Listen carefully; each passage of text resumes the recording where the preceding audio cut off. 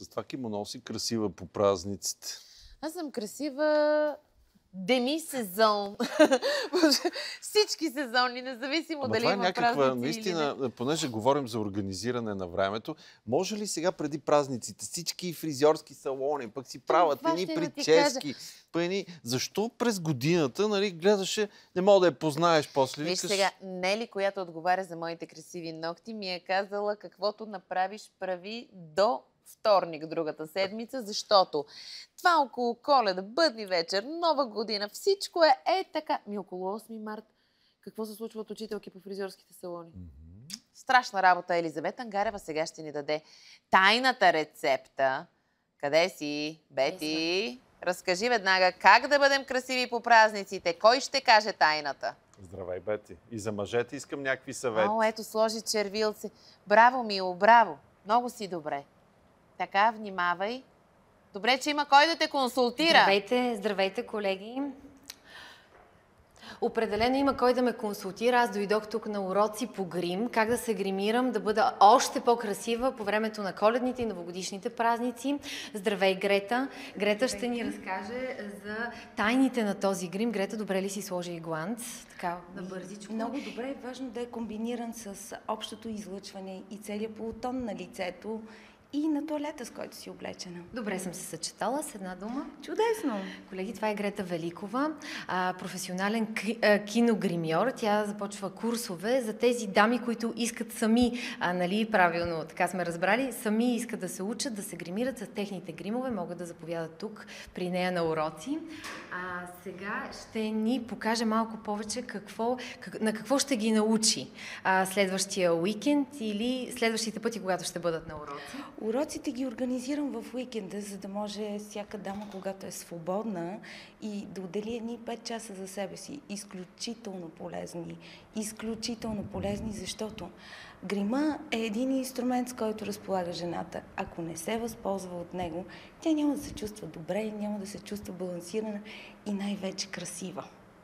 Всъщност, сега ще покажа няколко трика, които са много важни, когато започваме с грима, защото, ето виждаме, различните полутонове в цялото лице.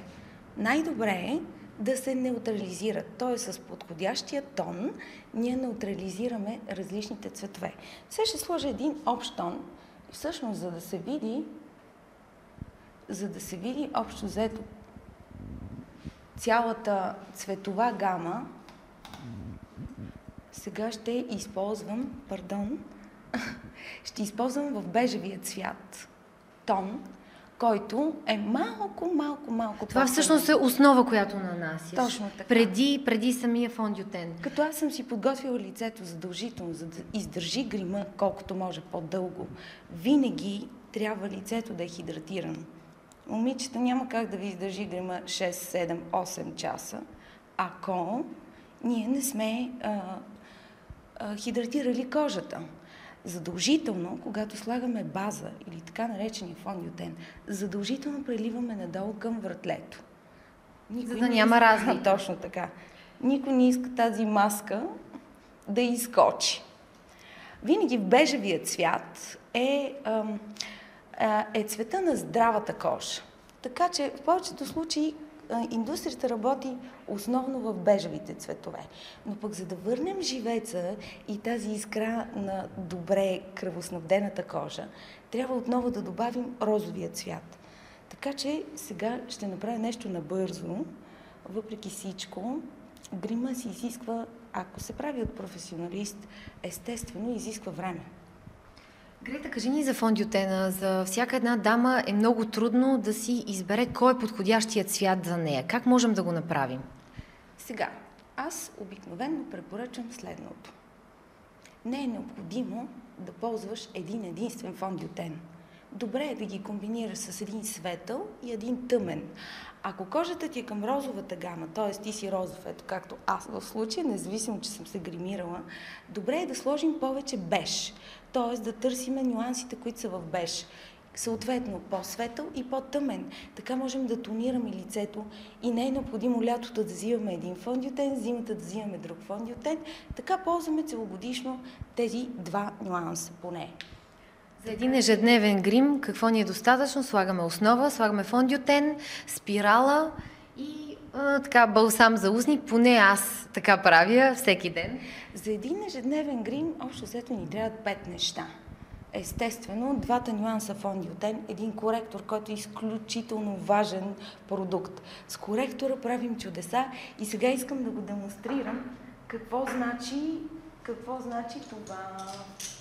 Защото ако нямаме подходящите... Обикновено е добре да имаме една палитричка, в която има повече нюанси. Тоест топло, студено, нагоре. И ето сега ще покажа какво значи коректора. Като всъщност това е момента, когато лицето озарява. Защото, професионалистите винаги работят с повече четки от необходимото, но това е... Добре, ние също ли трябва да имаме толкова четки? Не, няколко са четките, които всъщност можем да направим така наречен опушен грим. Но да не забравяме, че някои неща стават с пръсти, ако всеки ползва за себе си грима, но някои инструменти са наистина необходими, за да може да се получи желания ефект, разбира се. Така че... Мен ми е малко трудно да работя и да говоря, но... Добре се справяш.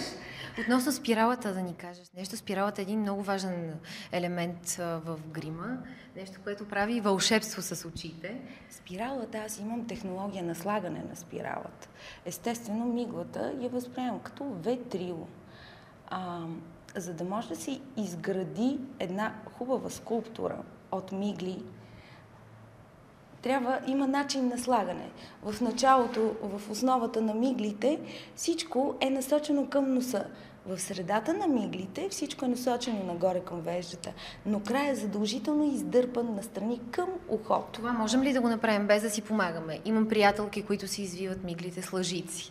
Имам други, които си ги извиват с тези специалните извивачки. Това вредно ли е за мигли?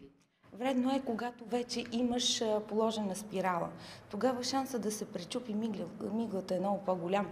Но не е вредно, защото искаме пълния капацитет от миглата. Добре е да Можем да го постигнем и само с четката на спирала. Сега, когато са много къси и гъсти миглите, тогава няма какво да извиваме. Тогава просто всичко трябва да издърпаме на След малко ще ни покажеш. Да. Ето искам да видите. За да извадим малко повече скула, винаги слагаме от най-светлия ни тон, с който разполагаме. Затова казах, че коректор е изключително важен. Той прави наистина чудеса. Ако искаме, ето в случая, може да извадим една мандибула. Казвам мандибула, ето това е долната част на челюстта. Винаги можем да си го отцветим в по-светъл тон. Това е така нареченото скулптиране на лицето. Да не се притеснявате, че примерно тоновете са ви малко по-засилени.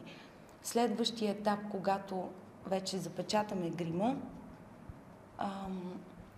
слагаме един нюанс пудра. Ето сега ще покажа и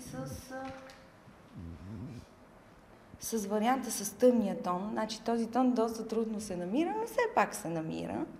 С една четчица, която е много финна и елегантна. Естествено, преди да ползвате който и да е продукт, взимате от самия продукт и винаги си тествате на ръката какво количество са сложили на четката. Съответно, ако сте с пръсти, отново го правите по същия начин, защото така слагате директно материал, не може да го контролирате. По-добре да насложите, отколкото да сложите твърде много. Добре, ние за колко време можем да се научим да ги правим тези неща? Колко време ще бъде твоят курс и за колко време една дама може да се научи да се гримира сама? Когато го започнах, аз мислих, че може би аз няма да стана за тая работа и се тествах. Човек не може да не се тества, защото иначе няма да направи това, което иска. Всъщност установих, че 5 часа са абсолютно достатъчни да обясниш основните неща за една дама, как да работи с козметиката, която има, дори не е необходимо и да купуваш твърде много. Идеята е как дори да си спестиш пари. да използваш един продукт по няколко различни начина. Така че 5 часа според мен са абсолютно достатъчни. И виждам какво се случва с момичетата. Те са изключително доволни. Като основната ми идея е изцяло положителна. Защо след като аз разполагам с този обем от знания, които са 16 годишни, да не ги подаря, да не ги дам на всяка една жена? Така или иначе, това е изключително важен инструмент. И всяка една жена в офиса, всяка една жена, да речем, на някакво събитие или дори ежедневния грим, ако изглежда добре, тя се чувства по-добре, тя е по-убедителна, социалният живот е по-добър. Променя ли един грим отношението на хората? Разбира се. Това... Защо според теб? Променя го, защото всеки обича красивите хора. Безспорно. Красивите хора имат по-голям успех в обществото. Защо? Много малко е необходимо на една жена да бъде по-красива. Така че може спокойно да използва този елемент. Какво правиш в момента? В момента слагам точно този розовия нюанс, който прави свежест на лицето. Този розовия нюанс, който придава на лицето така нареченото кръвообращение. Най-точното мерило е къде да са зоните, е примерно след спорт. Винаги може да видим къде се кръвоснабдява кожата. Това е свежи елемент, като естествено е добре да го прелеем и надолу към вратлето. Разбира се. Сега... Можем ли да сложим и спиралата, да покажем на нашите зрители? Аз искам една лека пудра да сложа, за да може да се види ефекта цялостно от грима, но да приемем, че има още много елементи, които да се довършат, разбира се. Разбира се, това са основни неща, които нахвърляме в момента. Един много хубав продукт. Почти навсякъде има бронзиращи пудри. Избирате си подходящия полутон, или е към бежево-жълто, или към розово. Той прави чудеса. На финала просто един лек штрих. Като винаги отсичаме... Направихме си един модел преди и след. Правихме си един модел. Какво казахме? Всъщност, много важен елемент. Добре, ще ви покажа спирала. Сега, аз лично комбинирам няколко спирали, но в случая може камерата да дойде по-близо. Надолу, гледай. Ето това е елемента, за който ви говорих. Ако искаш да мигнеш, ме кажи само. Тази част, последната трета от миглите, винаги издърпваме на страни. Надолу гледска. Средната част винаги нагоре. А долните мигли, хубаво ли да бъдат? Сега аз препоръчвам за дневен грим, за ежедневен грим. Обикновено препоръчвам да се работи в горния клепач, разбира се. В случая сложих спиралата преди каквато и да било сянка. Но препоръчвам абсолютно винаги да се работи основно в горния клепач. Защо? Защото е много трудно да не смъкнеш окото, ако мога така да го кажа. Сега ми се иска един много бърз штрих, защото е много важно. Винаги работна сянка. Кафявото и черното са задължителни цветове. Ако сложим само черно, то преминава в едно студено сиво. За да умекотим точно този нюанс на сивото, винаги трябва да сложим отгоре кафяво. Това са най-важните елементи и най-важните цветове, които трябва да разполага всяка една дама. Така, затвори. Много е важно да усетите къде е края на окото ви. След този край на окото не е необходимо да излизаме. След това ние ще го направим с сянка.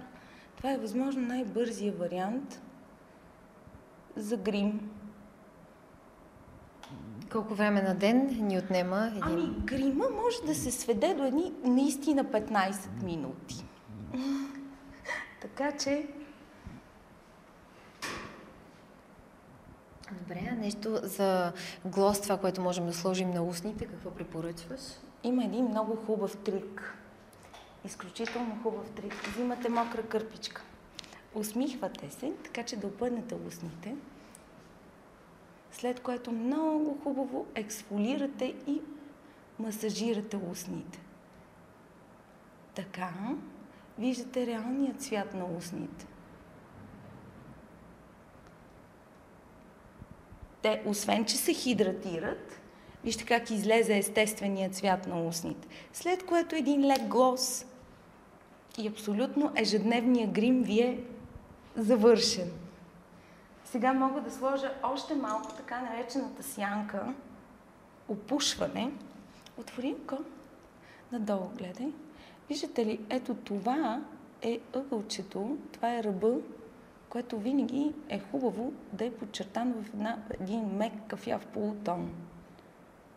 Като отворите в средно положение окото и сложите четчицата, ще усетите къде е ръбчето. То се пада всъщност под коста. Така че там е добре да има един мек полутон, който в последствие леко ще го разнеса, защото смисъла на грима е в разнасянето. Опушването се получава точно тогава, когато всичко е разнесено. Тогава грима изглежда много красив и изпипан. Когато няма конкретни черти. Плюс това шанса да сбъркаш, когато няма конкретни черти, е нулев. Добре, понеже напредваме с времето, аз ще те помоля да сложим едно глосче и да се ориентираме към финал. Разбира се. Добре е цвета, който ползваме за устните, да е много близък до цвета... До естествения. Да, разбира се, до естествения цвят. Независимо дали слагаме глос или червило, затвори. Добре е това да е много близък цвят. Тогава грима изглежда естествен и не натоварващ. Валя. Чудесно.